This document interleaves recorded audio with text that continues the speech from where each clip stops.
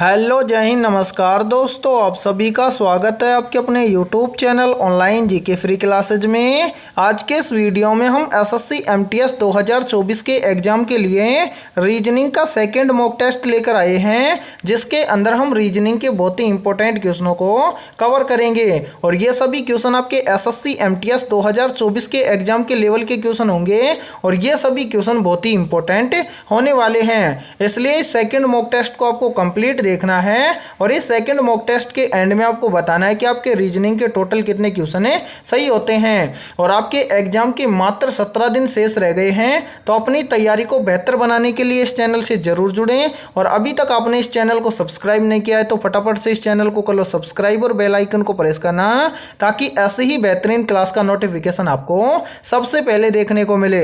तो चलिए फिर शुरू करते हैं इस रीजनिंग के सेकंड मॉक टेस्ट को बिना देरी के। पहला प्रश्न है आप सभी के सामने, नीचे दिए गए विकल्पों में से उस विकल्प का चयन करें जो नीचे दिए गए प्रश्न में प्रश्न चिन्ह के स्थान पर आएगा। यानी कि पहला प्रश्न आप सभी के सामने नंबर एनालॉजी से संबंधित प्रश्न दिया गया है और पूछा गया है कि 35 का रिलेशन है 4 के साथ में, तो 57 का रिलेशन किस संख्या के साथ में होगा। यानी कि इस प्रश्न चिन्ह की वैल्यू हमें क्या करनी है, फाइंड आउट करनी है। तो कैसे फाइंड आउट करेंगे, तो वो देखिए। सबसे पहले हमें क्या करना है, इस प्रश्न के अंदर हमें यहाँ पर देखना है कि 35 से यहाँ पर 4 कैसे बनेगा। तो यहाँ पर क्या लॉजिक अप्लाई किया गया है, तो सबसे पहले यहाँ पर देखिए 35 किन किन संख्याओं से मिलकर बना है, तो 35 मिलकर बना है 3 और 5 से। यदि हम क्या करें, इन दोनों संख्याओं को आपस में ऐड कर दें तो 3 और 5 कितना हो जाएगा, 8। और इस 8 के अंदर हम क्या कर दें, 2 से भाग कर दें, तो 2 का भाग 8 में देंगे तो कितना आएगा, 4। और 4 देखिए यहाँ पर दिया गया है। अब हम बता सकते हैं कि 57 से यहाँ पर क्या आएगा। तो क्या करेंगे, सबसे पहले यहाँ पर देखिए 57 किन किन संख्याओं से मिलकर बना है, तो 57 मिलकर बना है 5 और 7 से। तो क्या करेंगे, हम सबसे पहले इन दोनों संख्याओं को आपस में ऐड कर देंगे, तो 7 और 5 कितना हो जाएगा, तो 7 और 5 हो जाएगा मेरे भाई कितना, 12। और 12 में 2 से भाग दे देंगे तो यहाँ पर कितना आ जाएगा, 6। और होम में देखना है कि 6 किसी ऑप्शन में है, तो यहाँ पर देखिए 6 में दिया गया है ऑप्शन बी में, तो ऑप्शन बी हो जाएगा करेक्ट आंसर। यानी कि इस प्रश्न चिन्ह के स्थान पर आएगा 6। तो उम्मीद करता हूँ पहला प्रश्न आपको अच्छे से क्लियर हो गया होगा। तो चलिए फिर अगला प्रश्न देखते हैं। दूसरा प्रश्न है आप सभी के सामने, नीचे दी गई श्रृंखला में प्रश्न चिन्ह के स्थान पर आने वाले विकल्प को ज्ञात करें। यानी कि यहाँ पर हमें बताना है कि इन प्रश्न चिन्ह के स्थान पर कौन सा विकल्प आएगा। तो यहाँ पर देखिए ऐसे प्रश्न को आप एसएससी एमटीएस के एग्जाम में कैसे सोल्व करेंगे, तो वो देखिए जब भी आपको ऐसा प्रश्न सीरीज का दिखे और जिसके अंदर आपको क्या करना है, 2 प्रश्न चिन्ह दिखें, तो ऐसे प्रश्न को आपको कैसे सोल्व करना है। ऐसे प्रश्न को आपको सोल्व करना है, इस सीरीज में जो संख्या दी गई है उस संख्या में एक संख्या से अगली संख्या पर जाने के लिए क्या करना है, एक संख्या को छोड़कर जाना है। जैसे यहाँ पर देखिए, यहाँ पर हम पहले जाएंगे 18 से 21 पर, यानी कि 15 को छोड़ देंगे, फिर 21 से जाएंगे 19 को छोड़कर 24 पर, फिर 24 से बताएंगे कि यहाँ पर क्या आएगा। ठीक है, तो हम कैसे सोल्व करेंगे वो देखिए मेरे भाई। सबसे पहले यहाँ पर देखिए 18 से एक संख्या छोड़कर चलेंगे 21 पर, तो 18 से 21 कैसे हो जाएगा। तो यहाँ पर देखिए यदि हम 18 के अंदर क्या कर दें, +3 कर दें, तो 18 और 3 कितना हो जाएगा, 21 है। फिर देखिए 21 से कितना हुआ है, 24, तो 21 से 24 कैसे हो जाएगा।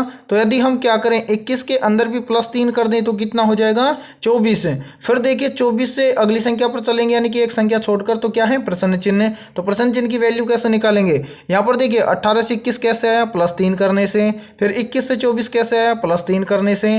तो अब 24 से प्रश्न चिन्ह की वैल्यू कैसे निकालेंगे, तो 24 में क्या कर देंगे, +3 कर देंगे। तो 24 में +3 करेंगे तो कितना आ जाएगा, 27। तो यहाँ पर हम भर देंगे मेरे भाई कितना, 27।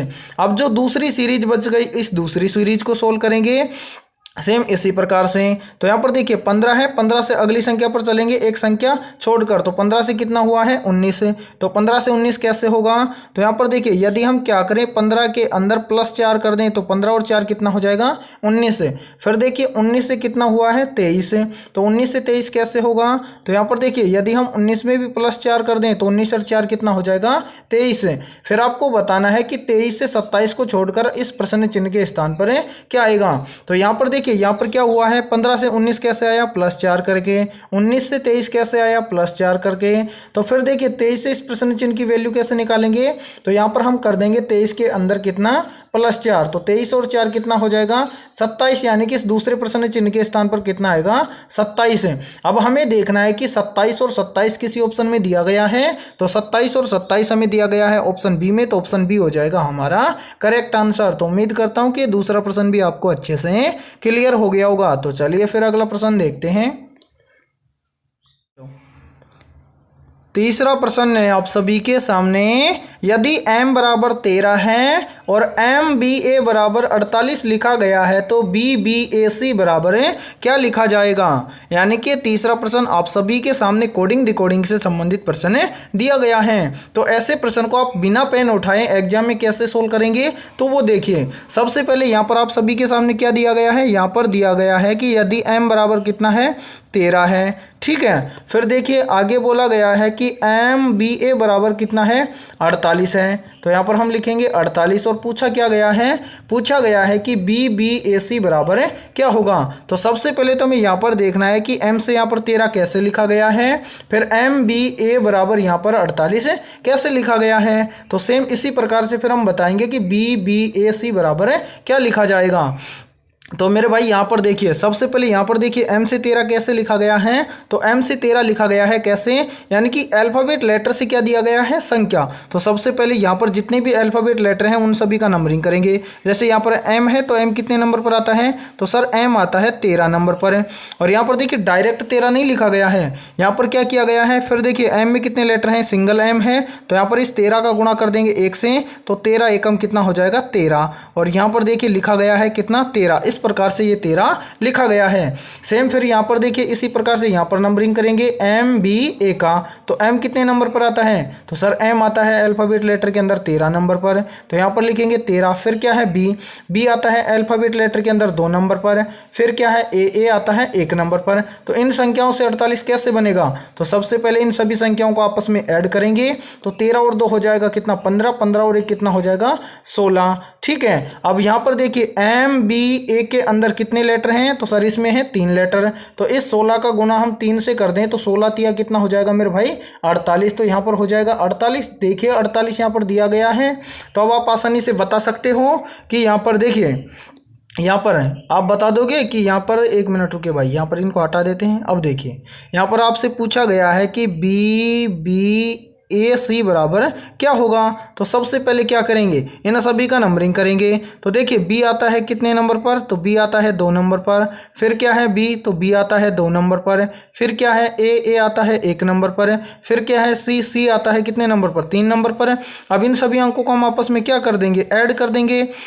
तो यहाँ पर देखिए 2 और 2 हो जाएगा 4, 4 और 1 कितना हो जाएगा 5, 5 और 3 कितना हो जाएगा 8, यानी कि सभी को ऐड किया तो कितना हुआ 8 है। अब आपको देखना है यहाँ पर, यानी कि BBAC के अंदर टोटल कितने लेटर हैं, तो इसमें है 4। तो यहाँ पर हम क्या करेंगे, इस 8 का मल्टीप्लाई कर देंगे 4 के साथ में, तो 8 चौक कितना हो जाएगा 32। अब हमें देखना है कि 32 किसी ऑप्शन में है, तो हाँ सर ऑप्शन सी में दिया गया है 32, तो 32 हो जाएगा, यानी कि ऑप्शन सी हो जाएगा करेक्ट आंसर। यानी कि यहाँ पर जिस प्रकार से m का रिलेशन है 13 के साथ में, या फिर m बराबर है 13 और MBA बराबर है 48, तो BBAC बराबर हो जाएगा 32। तो उम्मीद करता हूँ कि तीसरा प्रश्न आपको अच्छे से क्लियर हो गया होगा। तो चलिए फिर अगला प्रश्न देखते हैं।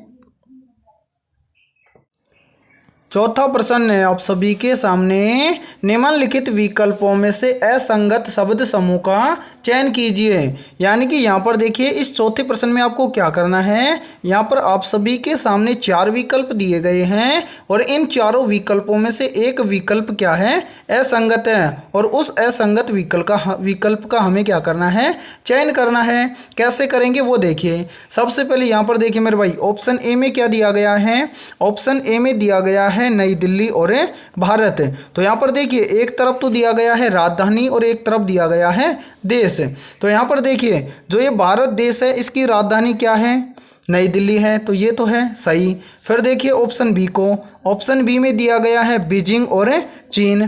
तो यहाँ पर देखिए मेरे भाई चीन की राजधानी क्या है, तो सर चीन की राजधानी है बीजिंग, तो ये भी हो जाएगा सही, ठीक है। यानी कि ये एक दूसरे की क्या है, राजधानी और देश है, ठीक है।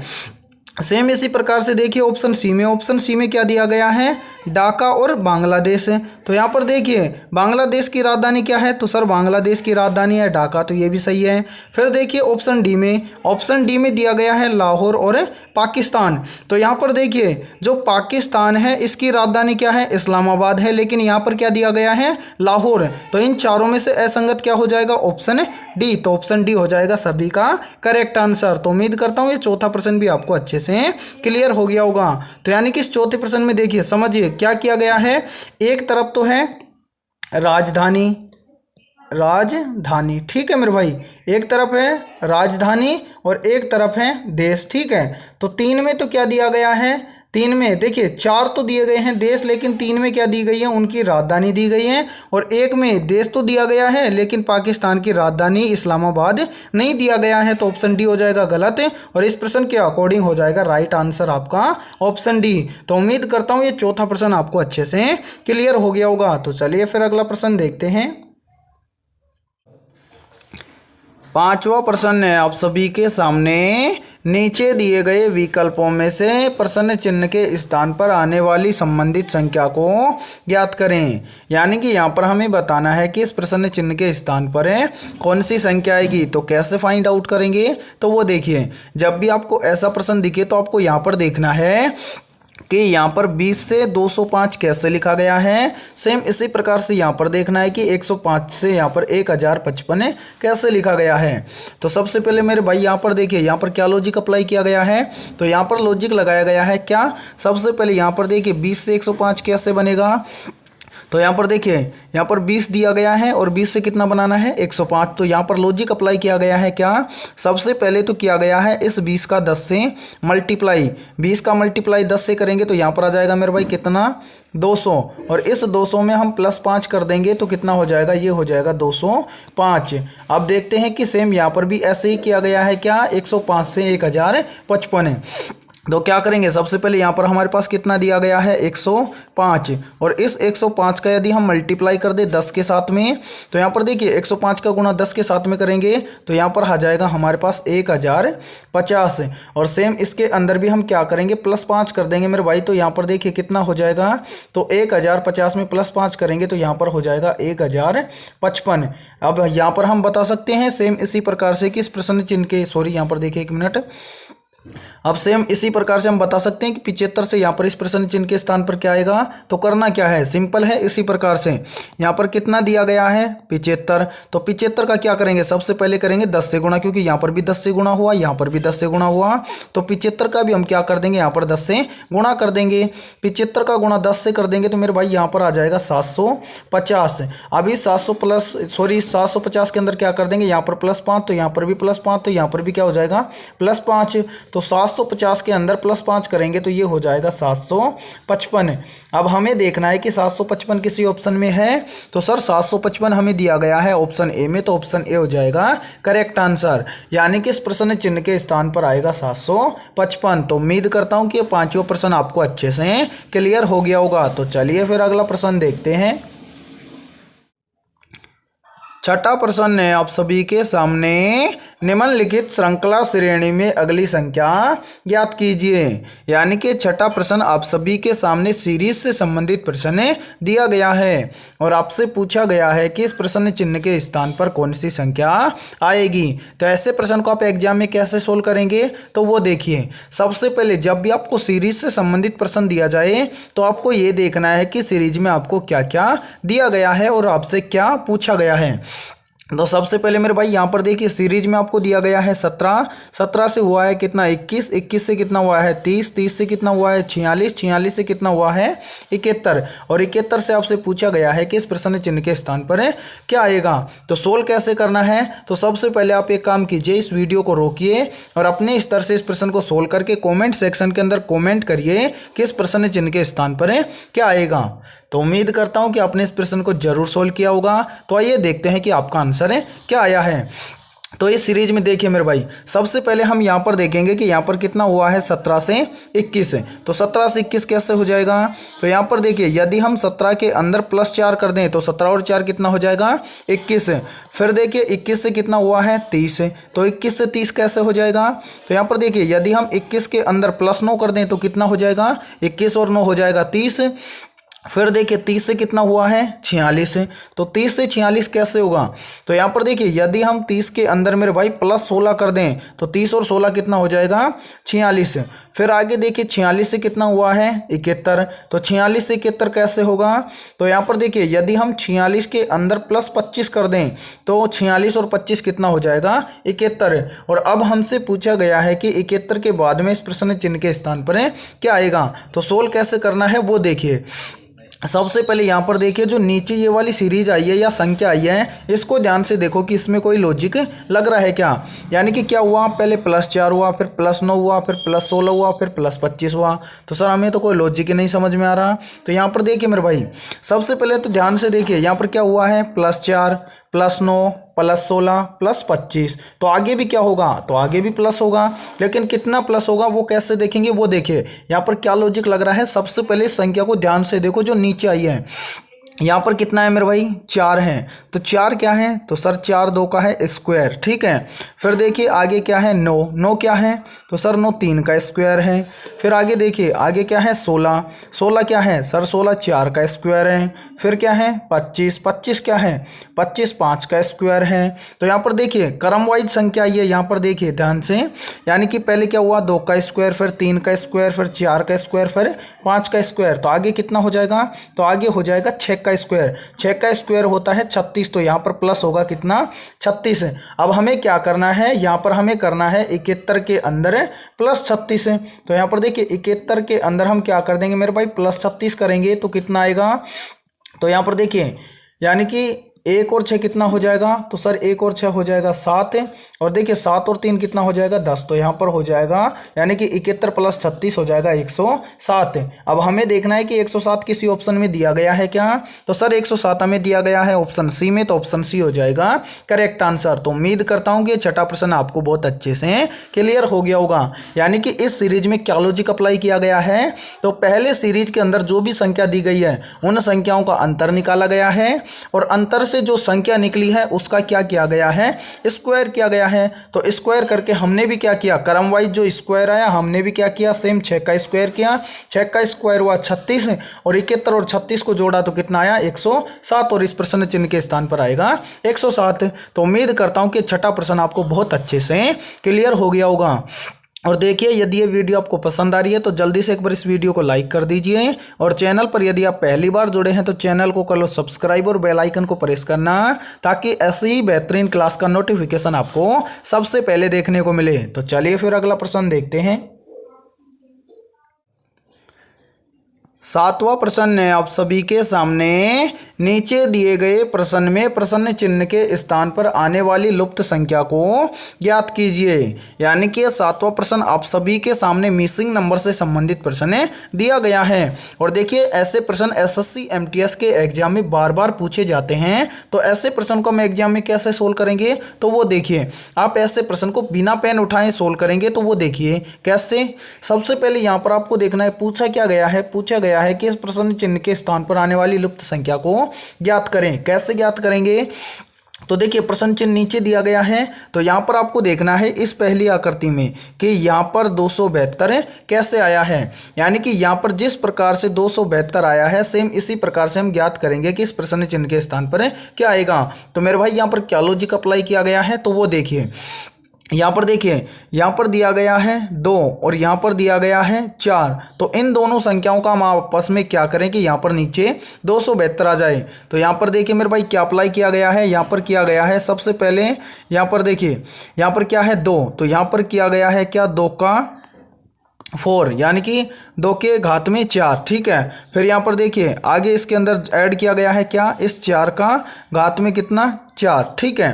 तो यहाँ पर 2 की घात 4 है तो इसका आंसर क्या आएगा, यानी कि 2 की घात का मतलब 4 होगा तो कितना हो जाएगा, तो ये हो जाएगा 16, ठीक है। यानी कि 2 का घात में 4 है तो इसका मतलब होता है कि 2 का गुणा करेंगे जो उसकी संख्या घात के अंदर दी गई है इतनी बार, यानी कि 2 के घात में 4 दिया गया है तो 2 का मल्टीप्लाई करेंगे 4 बार, ठीक है। सेम इसी प्रकार से यहाँ पर देखिए प्लस है तो प्लस करेंगे, फिर कितना है 4 और 4 के घात में कितना है 4, तो यहाँ पर भी 4 की घात का 4 करेंगे तो इसका मान कितना आएगा, तो इसका मान आएगा मेरे भाई कितना 256, ठीक है। यहाँ पर आ जाएगा 256। अब कुछ स्टूडेंट बोलेंगे सर 4 की घात 4 है तो इसका मतलब क्या हो गया, तो मेरे भाई 1 मिनट यहाँ पर समझ लीजिए। यहाँ पर थोड़ा सा देखिए, काफ़ी स्टूडेंट है जो पहली बार एग्जाम दे रहे हैं उनको ये पता नहीं है कि घात का मान कैसे निकालते हैं। तो यहाँ पर देखिए पहले 2 की घात में कितना है 4, तो इसको थोड़ा सा समझ लीजिए मेरे भाई।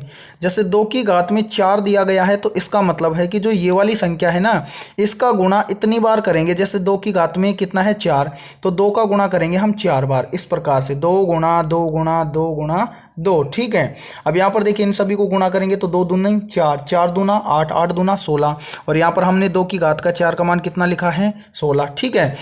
सेम इसी प्रकार से यहाँ पर देखिए 4 के घात में कितना है, तो यहाँ पर देख लीजिए 4 के घात में है 4, तो इसका मतलब हो गया कि जो ये 4 है इसका मल्टीप्लाई करेंगे हम 4 बार, जैसे 4 गुना 4 गुना 4 गुना में 4, ठीक है। इसको गुणा करेंगे तो यहाँ पर देखिए 4 चौका 16, 16 चौके कितना हो जाएगा 64, और 64 चौका कितना हो जाएगा 256, ठीक है। तो 256 देखिए मेरे भाई यहाँ पर दिया गया है इस प्रकार से। अब यहाँ पर देखिए 1 मिनट हम यहाँ से इनको हटा देते हैं एक बार, यहाँ पर ये घातांक आपको समझाने के लिए था, ठीक है। तो आगे जब एग्जाम दोगे तो आपको इतनी प्रॉब्लम नहीं आएगी कि ये ऐसे कैसे लिखा गया है, ठीक है मेरे भाई। तो यहाँ पर देखिए अब यहाँ पर हम क्या करेंगे 16 और 256 को यदि हम आपस में क्या कर देंगे जोड़ देंगे तो यहाँ पर 16 और 256 हो जाएगा कितना 272, और 272 यहाँ पर देखिए मेरे भाई आप सभी के सामने दिया गया है। यानी कि क्या लॉजिक अप्लाई किया गया है 272 लाने के लिए, तो सबसे पहले 272 के बगल में या ऊपर कितनी संख्या दी गई है 2 दिया गया है और 4 दिया गया है, तो 2 का घातांक किया कितना 4 और 4 का घातांक किया 4, इन दोनों संख्याओं का घातांक का मान आया, 2 का घातांक 4 है तो मान आया 16, 4 का घातांक में 4 है तो इसका मान आया 256, दोनों को आपस में ऐड कर दिया तो कितना आया 272। सेम लॉजिक अप्लाई करेंगे यहाँ पर, पहले करेंगे 1 के घात में 4 और 5 के घात में 4, और फिर इन दोनों का मान आएगा, उन दोनों को आपस में जोड़ देंगे और इस प्रश्न चिन्ह की वैल्यू निकाल देंगे। तो सबसे पहले कितना है मेरे भाई 1, तो 1 के घात में कितना लिखेंगे 4, फिर इसका प्लस करेंगे, फिर कितना है 5, तो यहाँ पर लिखेंगे 5, और 5 के घात में भी कितना करेंगे 4, तो 1 के घात में 4 यानी कि 1 का गुणा 4 बार करेंगे तो कितना आएगा मेरे भाई 1 आएगा, ठीक है। फिर 5 का गुणा 5 यानी कि 4 बार करेंगे तो कितना आएगा, तो आएगा मेरे भाई कितना 200, सॉरी यहाँ पर 1 मिनट इनको हटा देते हैं, यानी कि 5 का गुणा हम करेंगे 4 बार तो कितना आएगा, तो यहाँ पर आएगा 625, ठीक है। अब 625 के अंदर प्लस 1 कर देंगे तो यहाँ पर कितना हो जाएगा, 1 मिनट यार ये गलत हो रहा है थोड़ा सा, यहाँ पर देखिए मेरे भाई, हाँ 625 में प्लस 1 करेंगे तो यहाँ पर हो जाएगा 626। अब हमें देखना है 626 किसी ऑप्शन में है, तो हाँ सर 626 हमें ऑप्शन ए में दिया गया है तो ऑप्शन ए हो जाएगा करेक्ट आंसर, यानी कि प्रश्न चिन्ह के स्थान पर भरा जाएगा 626। तो उम्मीद करता हूँ कि 7वां प्रश्न भी आपको अच्छे से क्लियर हो गया होगा। और देखिए ऐसे प्रश्न के अंदर यदि स्क्वायर, क्यूब और घातांक यदि आपको आते हैं तो ऐसे प्रश्न को आप चुटकी बजाते ही सोल्व कर दोगे, ठीक है। तो चलिए फिर अगला प्रश्न देखते हैं। 8वां प्रश्न है आप सभी के सामने, निम्नलिखित में से कौन सा आरेख दिए गए वर्गों के बीच संबंध को दर्शाता है। यानी कि 8वां प्रश्न आप सभी के सामने वेन आरेख से संबंधित प्रश्न दिया गया है और पूछा गया है कि हाथी, बिल्ली और घोड़े का सही वेन आरेख कैसा बनेगा। तो देखिए जब भी आपको एग्जाम के अंदर वेन आरेख से संबंधित प्रश्न दिया जाए तो उसको कैसे सोल्व करते हैं मेरे भाई। तो यहाँ पर देखिए सबसे पहले तो उन शब्दों को आपको ध्यान से देखना है जिनका आपको वेन आरेख बनाना है। जैसे यहाँ पर देखिए दिया गया है हाथी, बिल्ली और घोड़ा, तो इसके लिए सही वेन आरेख कैसे बनेगा। तो सबसे पहले यहाँ पर ये जितने भी शब्द दिए गए हैं हाथी, बिल्ली और घोड़ा, तो इन सभी में आपस में कोई रिलेशन है। तो यहाँ पर देखिए मेरे भाई, यानी कि हाथी क्या है, ये सर अलग है, उसके बाद में क्या है बिल्ली है तो बिल्ली अलग है, फिर क्या है घोड़ा, तो घोड़ा क्या है अलग है। तो इनके लिए सही वेन आरेख कैसे बनाएंगे, तो वो देखिए सबसे पहले क्या है हाथी, तो यहाँ पर पहला गोला हमारा बनेगा किसके लिए, हाथी के लिए। फिर देखिए दूसरा क्या है, बिल्ली। तो बिल्ली का रिलेशन हाथी और घोड़े के साथ है तो नहीं है सर, तो ये देखिए दूसरा गोला हमारा बन जाएगा बिल्ली के लिए। फिर क्या है, घोड़ा। तो मेरे भाई घोड़े का है वो रिलेशन बिल्ली और हाथी इन दोनों के साथ में है तो सर इसका भी नहीं है, तो इसका भी देखिए मेरे भाई तीसरा गोला बन जाएगा। यानी कि देखिए हाथी अलग है, बिल्ली अलग है, घोड़ा अलग है, तो तीनों के लिए सही वैनारिक कैसा बनेगा, तो इनके लिए सही वैनारिक बन जाएगा इस प्रकार से। अब आपको देखना है कि ऐसा वैनारिक आपको किसी ऑप्शन में दिया गया है, तो हाँ सर ये वैनारिक हमें दिया गया है ऑप्शन सी में, तो ऑप्शन सी हो जाएगा हमारा करेक्ट आंसर। तो उम्मीद करता हूँ कि 8वां प्रश्न आपको अच्छे से क्लियर हो गया होगा। यानी कि यहाँ पर देखिए इस ऑप्शन सी के अंदर आपको क्या दिया गया है, 3 आरेख दिए गए हैं। पहला आरेख, ठीक है, दूसरा आरेख और तीसरा आरेख। तो ये पहला आरेख है हाथी के लिए, दूसरा आरेख है बिल्ली के लिए, तीसरा आरेख है घोड़ा के लिए, ठीक है। और तीनों क्या हैं, अलग अलग हैं, इसलिए अलग अलग हैं। तो राइट आंसर होगा 8वें में सभी का ऑप्शन है सी। तो चलिए फिर अगला प्रश्न देखते हैं। 9वां प्रश्न है आप सभी के सामने, नीचे दिए गए विकल्पों में से उस विकल्प का चयन करें जो नीचे दिए गए प्रश्न में प्रश्न चिन्ह के स्थान पर आएगा। यानी कि यहाँ पर देखिए 9वें प्रश्न के अंदर आप सभी के सामने क्या दिया गया है, लेटर सीरीज दिया गया है और आपसे पूछा गया है कि इस प्रश्न में जितने भी खाली स्थान हैं इनके स्थान पर आने वाले लेटर को ज्ञात करना है। तो ऐसे प्रश्न को आप एसएससी एमटीएस के एग्जाम में कैसे सोल्व करेंगे, तो वो देखिए मेरे भाई, सबसे पहले जब भी आपको ऐसा प्रश्न दिखे तो आप क्या करना है, जो सीरीज दी गई है उस सीरीज में आपको ध्यान से देखना है और ये पता लगाना है कि इस सीरीज के अंदर टोटल लेटर कितने हैं। तो हम काउंट कर लेंगे। तो यहाँ पर देखिए मेरे भाई 1 2 खाली स्थान सहित काउंट करना है, तो ये हो जाएगा 3 4 5 6 7 8 9 10 11 12 13 14 15 16। टोटल कितने लेटर हैं मेरे भाई, 16। तो इसके बाद में आपको क्या करना है, 16 है तो हमें देखना है कि 16 के कितने पार्ट बन सकते हैं या कितने हिस्से हो सकते हैं। तो मेरे भाई देखिए यदि हम 16 के हिस्से बनाना चाहें तो 2-2 के हिस्से बनाएं तो हम कितने बना सकते हैं, 8 बना सकते हैं। और यदि हम 4-4 के हिस्से बनाना चाहें तो कितने बना सकते हैं, 4 बना सकते हैं। और मैं हर क्लास के अंदर बोलता हूं कि जहां पर भी ऐसा प्रश्न दिखे तो आपको जितने कम यानी कि जितने कम हिस्से बने वो वाला पार्ट आपको लेना है।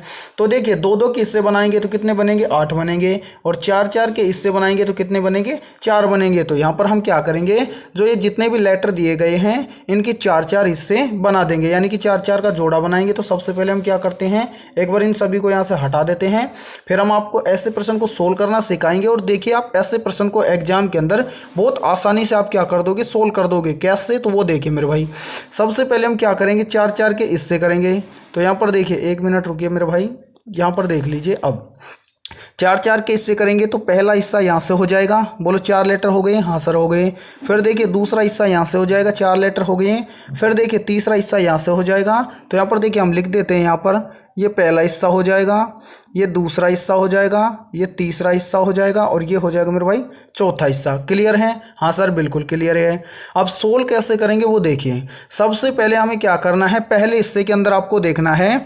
तो यहाँ पर देखिए सोल्व करेंगे कैसे, तो यहाँ पर देखिए 2 नंबर पर क्या है, y है और y से पहले क्या है, y है। फिर आप देखिए मेरे भाई तीसरे हिस्से को, तीसरे हिस्से में भी देखिए y से पहले क्या है, y है। तो यहाँ पर देखिए जो दूसरा हिस्सा है इसमें भी y के आगे क्या आना चाहिए, y आना चाहिए। तो यहाँ पर हम भर देंगे मेरे भाई क्या, y, ठीक है। फिर सेम इसी प्रकार से चौथे हिस्से में देखिए, चौथे हिस्से में y है 2 नंबर पर और पहले नंबर पर क्या आना चाहिए, तो y से पहले y आना चाहिए। तो यहाँ पर भी हम y भर देंगे, ठीक है। यहाँ तक क्लियर है, हाँ सर क्लियर है। फिर देखिए दूसरे हिस्से में देखिए यहाँ पर देखिए y के बाद क्या है, x है। फिर देखिए तीसरे में y के बाद क्या है, x है। फिर चौथे हिस्से में देखिए y के बाद क्या है, x है। तो मेरे भाई यहाँ पर भी देखिए पहले हिस्से में y के बाद क्या हो जाएगा, तो सर यहाँ पर भी x हो जाएगा, ठीक है। यहाँ तक क्लियर है, हाँ सर बिल्कुल क्लियर है। फिर देखिए पहले हिस्से में देखिए x के जस्ट आगे क्या है, t है। फिर मेरे भाई यहाँ पर देखिए दूसरे में x के बाद क्या है, खालिस्तान है। फिर तीसरे में देखिए x के जस्ट आगे क्या है, t है। तो यानी कि देखिए पहले में भी x के लास्ट में t है, फिर देखिए तीसरे हिस्से में भी x के लास्ट में क्या है, t है। तो यहाँ पर भी देखिए दूसरे हिस्से में x के जस्ट आगे क्या हो जाएगा, t हो जाएगा। तो यहाँ पर हम t भर देंगे। फिर देखिए चौथे हिस्से में जस्ट x के आगे क्या हो जाएगा, t हो जाएगा। इस तरह से ऐसे सीरीज को सोल्व किया जाता है। अब हमने क्या क्या भरा है उसको हम क्या करेंगे, नीचे लिख लेंगे। तो यहाँ पर देखिए हमने पहले क्या भरा, x भरा, फिर क्या भरा, y भरा, तो यहाँ पर हम लिखेंगे y, फिर क्या भरा हमने t भरा, तो यहाँ पर हम लिख देंगे t, फिर हमने क्या भरा मेरे भाई, फिर हमने भरा y, फिर हमने भरा t। तो ये वाले लेटर हमें देखना है कि किस ऑप्शन के अंदर दिए गए हैं। तो मेरे भाई यहाँ पर देखिए x y t ये हमें दिए गए हैं, x y t ये दिए गए हैं हमें ऑप्शन ए में। तो ऑप्शन ए हो जाएगा हमारा करेक्ट आंसर। तो उम्मीद करता हूँ कि 9वां प्रश्न आपको अच्छे से क्लियर हो गया होगा। यानी कि जब भी आपको लेटर सीरीज से संबंधित प्रश्न देखने को मिलेगा तो आप बहुत आसानी से सोल्व कर दोगे। तो चलिए फिर अगला प्रश्न देखते हैं। 10वां प्रश्न है आप सभी के सामने, एक ही पासे की 3 अवस्थाएं दी गई हैं जिसमें अंक 1 के विपरीत सतह पर कौन सा अंक होगा। यानी कि आप सभी के सामने 10वां प्रश्न डाइस से संबंधित प्रश्न दिया गया है और पूछा गया है कि अंक 1 के विपरीत सतह पर कौन सा अंक होगा। तो ऐसे प्रश्न को आप एग्जाम में फटाफट से कैसे सोल्व करेंगे, तो वो देखिए यहाँ पर मेरे भाई आप सभी के सामने देखिए पासे की 3 अवस्थाएं दी गई हैं। इनमें से आपको क्या करना है, 2 ऐसे पासे लेने हैं जिनमें क्या पूछा गया है कि अंक 1 के विपरीत सतह पर कौन सा अंक होगा। तो एक पासा तो ऐसा लेना है जिसके अंदर 1 मौजूद हो, और एक पासा कैसा लेना है, यानी कि एक पासा तो ऐसा होना चाहिए जिसके अंदर 1 हो, और देखिए उन दोनों के अंदर क्या होना चाहिए, कॉमन संख्या भी होनी चाहिए। जैसे हम लेंगे पहला डाइस और दूसरा डाइस, ठीक है। अब इसके अंदर देखिए पहले डाइस के अंदर 1 तो दिया ही गया है, इसके अलावा कॉमन संख्या कौन सी है, तो मेरे भाई यहाँ पर देखिए कॉमन संख्या 6 इसमें है और इसमें भी 6 है। तो संख्या क्या है, कॉमन 6, ठीक है। तो आगे क्या करना है, जैसे पहले डाइस में कॉमन संख्या है उसके आगे आपको क्या करना है, क्लॉकवाइज चलना है। जैसे पहले क्या है, 6 है, उसके बाद में यदि हम क्लॉकवाइज चलेंगे तो 6 के आगे कितना है मेरे भाई, 2 है। तो यहाँ पर देखिए 6 के बाद में हम लिखेंगे 2, फिर देखिए 2 के आगे कितना है, 1 है। तो यहाँ पर देखिए 2 के बाद में लिखेंगे 1। सेम इसी प्रकार से सेकेंड डाइस के अंदर चलेंगे, 6 है, 6 के आगे हम क्लॉकवाइज चलेंगे तो 6 के जस्ट आगे क्या है, 5 है। तो 6 के नीचे तो हम लिख देंगे मेरे भाई 6, फिर देखिए 6 के आगे क्या है, 5 है, तो यहाँ पर हम लिख देंगे 5। फिर देखिए 5 के आगे कितना है, 3 है, तो यहाँ पर देखिए 5 के आगे लिख देंगे 3। अब यहाँ पर ये जितनी भी संख्याएं हैं ये सारी एक दूसरे के विपरीत हैं। जैसे कि 1 के विपरीत 3 है, 3 के विपरीत 1 है, 5 और 2 ये एक दूसरे के विपरीत हैं, यानी कि 2 5 का विपरीत है, 5 2 का विपरीत है। लेकिन कुछ स्टूडेंट कहेंगे कि सर यहाँ पर 6 का विपरीत 6 होगा। नहीं मेरे भाई, यहाँ पर देखिए 1 से 6 तक की संख्याओं में क्या छूट गया, 4 छूट गया। तो 6 के विपरीत में क्या होगा, 4 होगा। पूछा क्या गया है कि अंक 1 के विपरीत सतह पर कौन सा अंक होगा, तो 1 के विपरीत सतह पर क्या होगा, 3 होगा मेरे भाई। अब आपको देखना है किसी ऑप्शन में 3 है, तो 3 जिस ऑप्शन में है वो ऑप्शन हो जाएगा आपका करेक्ट आंसर। और ये हमें दिया गया है ऑप्शन सी में, तो ऑप्शन सी हो जाएगा करेक्ट आंसर। तो उम्मीद करता हूं कि 10वां प्रश्न भी आप सभी को अच्छे से क्लियर हो गया होगा। अब यहाँ पर देखिए इस प्रश्न में समझिए मेरे भाई, यहाँ पर देखिए इसमें तो आपसे पूछा गया था कि मान लीजिए अंक 1 के विपरीत सतह पर कौन सा अंक होगा। मान लीजिए आपसे पूछ लेता कि अंक 5 के विपरीत सतह पर कौन सा अंक होगा, तो इन सभी में देखिए अंक 5 के विपरीत सतह पर कौन सा अंक होगा, तो मेरे भाई यहाँ पर हो जाएगा अंक 5 के विपरीत सतह पर 2, ठीक है। 5 के विपरीत पूछता तो अंक होता 2, ठीक है। पूछ लेता कि 6 के विपरीत क्या है, तो 6 के विपरीत मेरे भाई क्या है, 4 है। तो यहाँ पर देखिए 6 के विपरीत हो जाएगा 4। तो आपसे पूछा गया था कि अंक 1 के विपरीत सतह पर क्या होगा, तो अंक 1 के विपरीत सतह पर होगा 3, जो कि आपको दिया गया है ऑप्शन सी में। तो ऑप्शन सी हो जाएगा आप सभी का करेक्ट आंसर। तो आज की इस वीडियो में इतना ही। वीडियो पसंद आई है तो वीडियो को जल्दी से एक बार लाइक कर दीजिए, और चैनल पर यदि आप पहली बार जुड़े हो तो चैनल को कर लो सब्सक्राइब और बेल आइकन को प्रेस करना, ताकि ऐसी ही बेहतरीन क्लास का नोटिफिकेशन आपको सबसे पहले देखने को मिले। तो फिर मिलते हैं ऐसे ही बेहतरीन क्वेश्चनों के साथ सुबह 7 बजे।